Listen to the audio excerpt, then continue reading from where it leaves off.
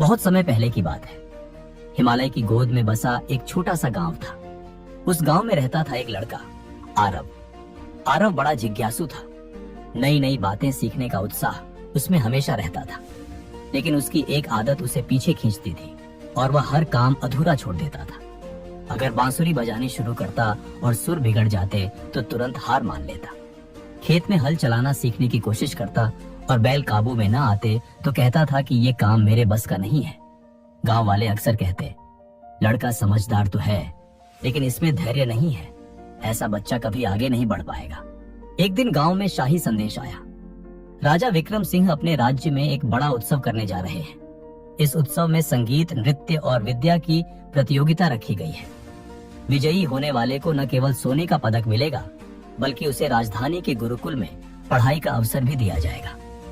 आरव का सपना था गुरुकुल में पढ़ना, लेकिन मन में डर बैठा था, मैं तो कोई काम पूरा नहीं कर पाता, इतनी बड़ी प्रतियोगिता में कैसे सफल हो पाऊंगा। उसी समय उसके गांव में एक बुजुर्ग साधु आए। साधु ने उसकी आंखों में निराशा देखी और कहा, बेटा, संसार की हर कला एक ही मंत्र से खिलती है, अभ्यास।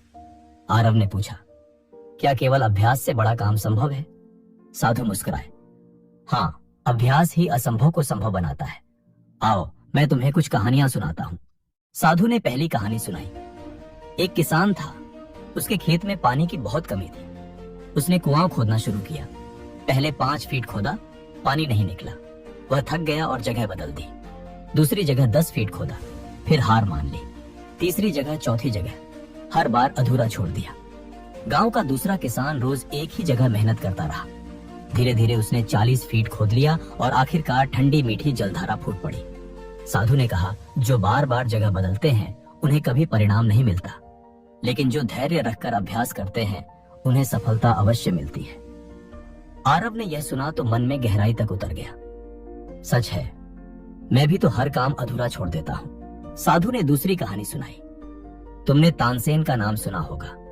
तानसेन अकबर के दरबार के महान गायक थे, लेकिन क्या वे जन्म से इतने महान थे? नहीं, उनके गुरु हरिदास जी ने उन्हें रोज अभ्यास कराया। सुबह से शाम तक रियाज करते। कभी आवाज बैठ जाती, कभी सुर बेसुरा हो जाता, पर तानसेन हार नहीं माने। वर्षों के अभ्यास ने ही उन्हें इतिहास का सबसे महान गायक बना दिया। प्रतिभा तो हर किसी के पास होती है, लेकिन उसे निखारने का काम केवल अभ्यास करता है। आरव का मन अब पूरी तरह बदलने लगा। उस दिन के बाद आरव ने ठान लिया, अब मैं कोई काम अधूरा नहीं छोड़ूंगा। वह रोज सुबह उठकर बांसुरी का अभ्यास करता। शुरुआत में सुर बेसुरा निकलता, लेकिन वह हिम्मत नहीं हारता। खेत में बैलों के साथ हल चलाता। शुरुआत में बैल बिगड़ जाते, लेकिन वह धैर्य रखकर उन्हें संभालना सीखता। धीरे धीरे उसकी मेहनत रंग लाने लगी। गांव वाले हैरान थे, ये वही आरव है जो कभी किसी काम में टिकता ही नहीं था। अब वह सबसे ज्यादा परिश्रमी और लगनशील लड़का बन चुका था। कई महीने बीते। राज्य की प्रतियोगिता का दिन आ पहुंचा। राजमहल रंग बिरंगी सजावट से सजा था। चारों ओर से गायक, वादक, विद्वान आए थे। संगीत प्रतियोगिता शुरू हुई। जब आरव की बारी आई तो उसने गहरी सांस ली और बांसुरी होठों पर रखी। स्वर निकला, इतना मधुर, इतना मनमोहक कि सभा स्तब्ध रह गई। लोगों की आंखें बंद हो गईं और वे उस मधुर धुन में खो गए। प्रतियोगिता समाप्त होने पर राजा विक्रम सिंह ने कहा, यह बालक साधारण नहीं है, इसमें अभ्यास की शक्ति है, यह इस राज्य का गौरव बनेगा। आरव ने पुरस्कार जीता और गुरुकुल में प्रवेश पाया। गुरुकुल जाते समय साधु ने उसे आशीर्वाद दिया, याद रखो बेटा, तुम्हारी सबसे बड़ी ताकत तुम्हारी लगन और अभ्यास है। प्रतिभा और ज्ञान केवल बीज है, उन्हें वृक्ष बनाने का काम केवल अभ्यास करता है। आरव ने इस मंत्र को जीवन भर याद रखा और आगे चलकर एक महान विद्वान और कलाकार बना। दोस्तों, इस कहानी से हमें एक बहुत बड़ी सीख मिलती है। जीवन में सफलता पाने का सबसे सच्चा रास्ता है अभ्यास।